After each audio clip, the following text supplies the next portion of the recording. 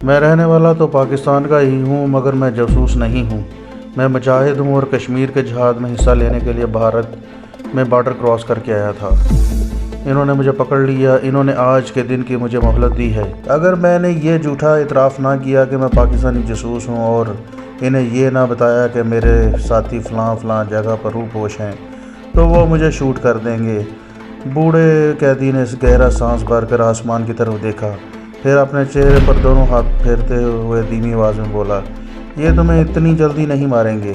میں ان کی ذہنیت سے واقف ہوں، کیونکہ جو معلومات انہیں تم سے مل سکتی ہیں اور کسی سے نہیں مل سکتی، یہ تمہیں تمہاری زندگی کی آخری سانس تک اذیتیں دیں گے کہ شاید اب تم ان کو کچھ بتا دو۔ ان کے لیے تمہیں مارنا بہت آسان ہے، لیکن یہ میں جانتا ہوں کہ یہ تمہیں نہیں ماریں گے۔ عمران نے کہا، مگر میرے پاس تو انہیں بتانے کے لیے کچھ بھی نہیں ہے۔ جہاد کشمیر میں حصہ لینے کے لیے پاکستان سے اکیلا آیا تھا۔ حکومت پاکستان نے مجھے نہیں بھیجا۔ میں محض اسلام کے ناطے اور اپنے مظلوم کشمیری بھائیوں کی مدد کے لیے طے کر کے آیا تھا۔ میں انہیں کیا بتا سکتا ہوں؟ مجھے تو خود کچھ معلوم نہیں۔ بوڑھا قیدی وکٹر کچھ دیر خاموش رہا اور پھر بولا، تم ایک کام کرو۔ وہ کیا؟ عمران نے پوچھا۔ وکٹر نے کہا، تم ان لوگوں کے تشدد سے جان بچانے کے لیے جھوٹ موٹ 3-4 ساتھیوں کا نام لے لو اور ان کے غلط پتے بھی بتا دو۔ عمران نے کہا، اس طرح تو میرا جھوٹ کا پول کھل جائے گا اور یہ بہت سنگ دل ہیں، مجھ پر تشدد کریں گے۔ بوڑھے قیدی نے کہا، تم کہہ دینا کہ میرے ساتھی وہاں سے چلے گئے ہوں گے، اس میں میرا کیا قصور؟ انہیں تلاش کرنے کا کام ان کا ہے، میرا نہیں۔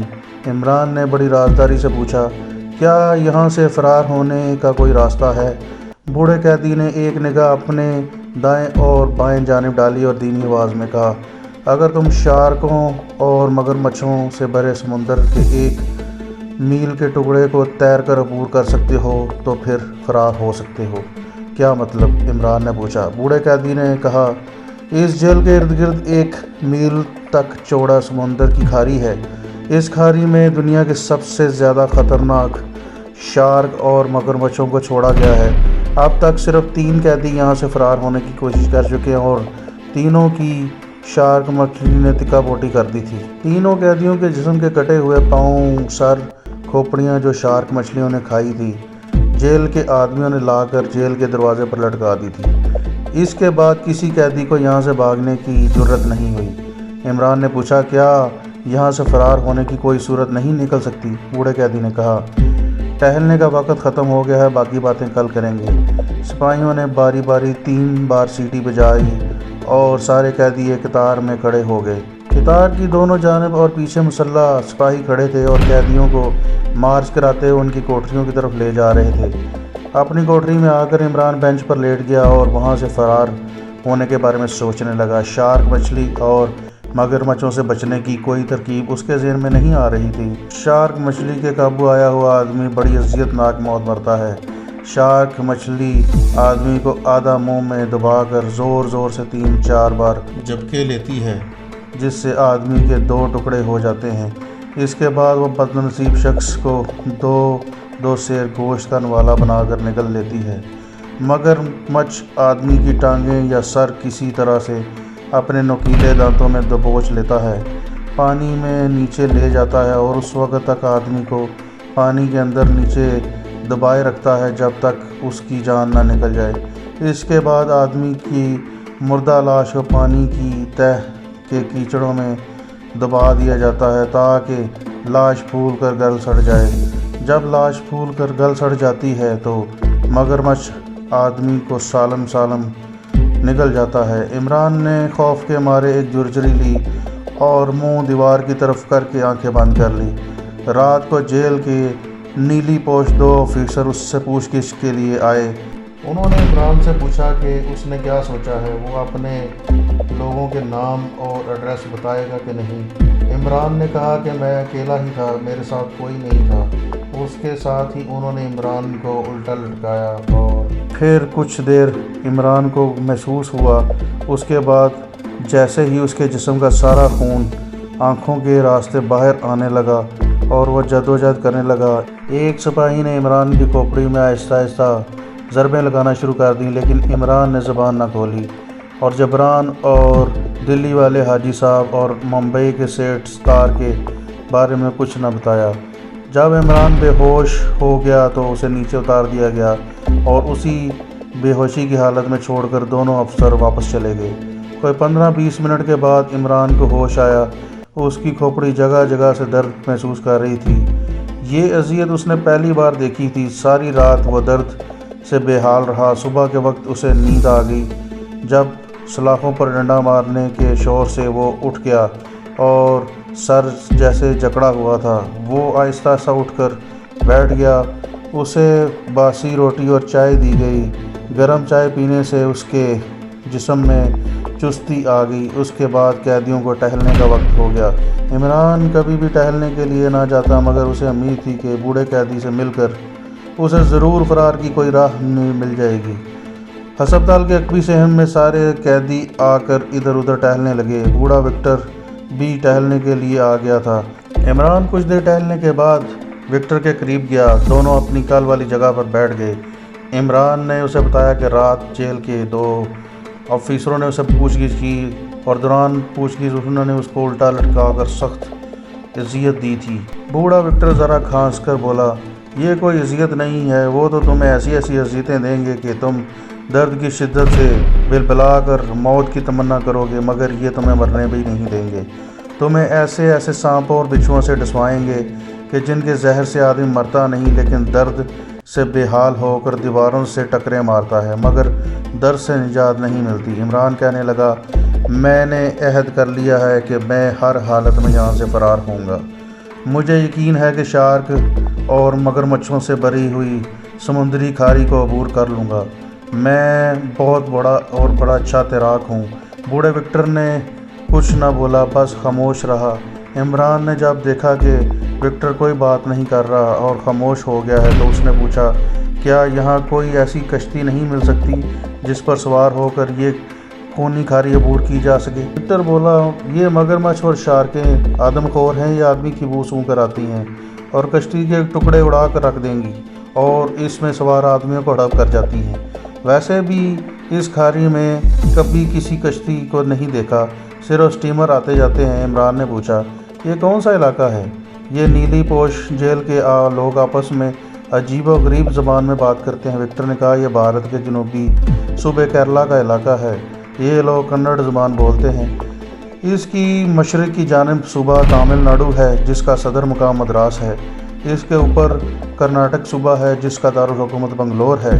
بھارت کی اس جنوبی تکون کی دونوں جانب سمندر ہے۔ عمران خاموش ہو گیا۔ چند لمحے توقف کے بعد بوڑھے وکٹر نے عمران سے سوال کیا، اگر فرض کر لیا تمہیں کوئی ایسا فارمولہ بتا دیا جائے جس کی مدد سے تم ان آدم خور شارکوں اور مگرمچھوں سے محفوظ ہو سکو، لیکن یہ بتاؤ کہ تم اپنی سلاخوں کو اور کوٹھری سے کیسے نکلو گے، سمندری کھاری تک کیسے پہنچو گے؟ عمران کو کچھ امید سی نظر آئی۔ اس نے کہا، وہ میں ابھی کسی کو نہیں بتا سکتا کہ میں کوٹھری سے نکل کر سمندر کی کھاری میں کیسے پہنچوں گا، لیکن اتنا یقین کے ساتھ کہہ سکتا ہوں کہ میں اپنی پھانسی کی کوٹھری سے نکل جاؤں گا۔ آپ مجھے فارمولہ بتا دیں جس سے میں شارکوں، مچھلیوں اور مگرمچھوں کے حملے سے محفوظ رہ سکوں۔ بوڑھے وکٹر نے کہا، تمہارا کیا پتہ کہ تم فرار ہوتے ہوئے میرا نام لے دو اور کہو کہ یہ فارمولہ مجھے وکٹر نے بتایا تھا، یہ لوگ تو مجھے اسی وقت شوٹ کر دیں گے۔ عمران نے کہا، میں مسلمان ہوں اور ایک خدا پر ایمان رکھتا ہوں، میں اسی کی قسم کھا کر کہہ سکتا ہوں کہ اگر میں فرار ہونے کی کوشش کرتے ہوئے پکڑا بھی گیا تو خواہ یہ لوگ میرے جسم کے ٹکڑے بھی کر دیں، میری زبان سے آپ کا نام نہیں نکلے گا۔ اس سے زیادہ میں آپ کو کس طرح یقین دلا سکتا ہوں؟ بوڑھے قیدی نے عمران سے کہا، اٹھ کر کھڑے ہو جاؤ، ذرا ٹہلتے ہیں۔ دونوں قیدی اٹھ کھڑے ہوئے اور صحن میں آہستہ آہستہ ٹہلنے لگے۔ بوڑھے قیدی نے کہا، مجھے تم پر یقین آ گیا ہے، سنو اب میں تمہیں وہ فارمولہ بتاتا ہوں جس کی مدد سے تم شارکوں اور مگرمچھوں سے بچ سکو گے۔ دھرم پن نام کا ایک بوڑھا سا یہاں جیل کا پرانا ورچی ہے جو کسی زمانے میں بہت بڑا ڈاکو ہوا کرتا تھا۔ حکومت نے اسے پکڑ کر اس جیل میں بند کر دیا۔ دھرم پن نے یہاں سے فرار ہونے کا منصوبہ بنایا۔ اس کی آدھی زندگی کیرل کے جنگلوں میں گزری تھی۔ اسے ایک جوگی نے بتا دیا تھا کہ اگر آدمی شارک اور مگرمچھ کی چربی کا تیل بنا کر اپنے جسم کی مالش کر لے تو اس کی بو کی وجہ سے شارک اور مگرمچھ اس کے نزدیک نہیں بھٹکیں گے۔ تیل کی تیز بو محسوس کرتے ہی اس آدمی سے دور بھاگ جاتی ہیں، مگر درپن کو یہ تیل استعمال کرنے کا موقع ہی نہ ملا اور 2 سال بعد ہی عدالت نے اس کی باقی سزا معاف کر دی، لیکن اس کا جی جیل میں لگ گیا تھا۔ چنانچہ اسے بطور باورچی کے جیل کی رسوئی میں ملازم رکھ لیا گیا۔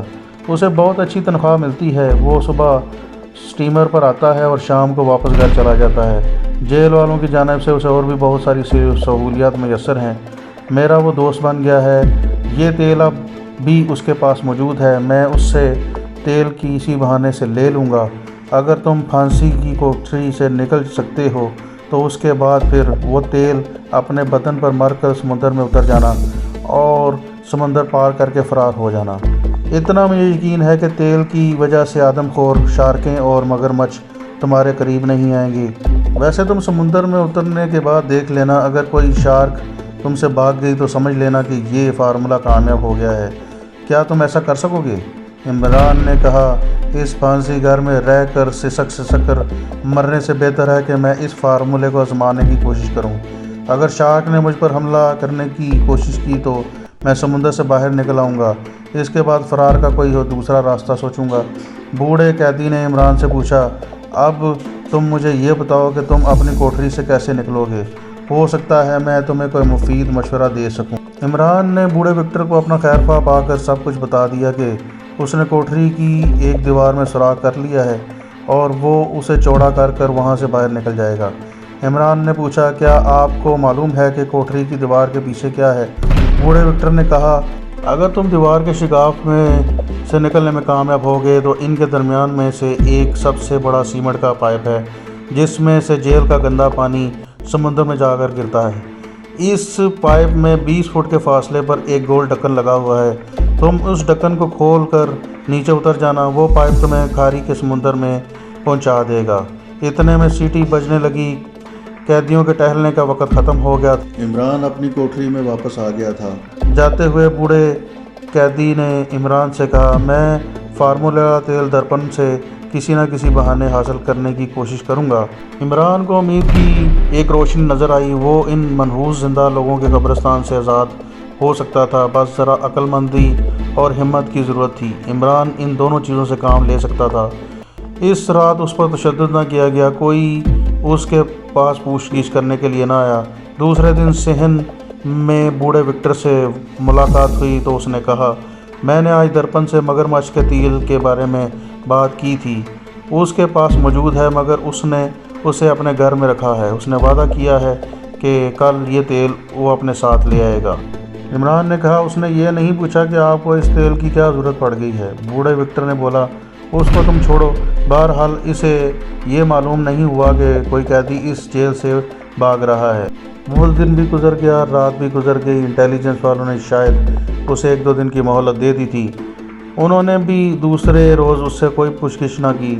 دوسرے روز عمران دوسرے قیدیوں کے ساتھ قطار بنا کر ٹہلنے کے واسطے جیل میں نکل گیا تو بوڑھا وکٹر بھی وہاں پر موجود تھا۔ وہ اکیلا ہی چہل قدمی کر رہا تھا، کچھ دیر ٹہلنا ضروری تھا۔ اس کے بعد جب دوسرے قیدیوں کو بھی تھوڑا سا آرام کرنے کے لیے بیٹھے تو عمران بھی دیوار کے پاس آ کر بیٹھ گیا۔ تھوڑی دیر بعد بوڑھا وکٹر بھی اس کے پاس آ کر بیٹھ گیا، اس سے پہلے کہ عمران اس سے تیل کے بارے میں پوچھتا۔ بوڑھے وکٹر نے سامنے کی طرف دیکھتے ہوئے عمران سے کہا، تمہارا تیل میرے پاس موجود ہے۔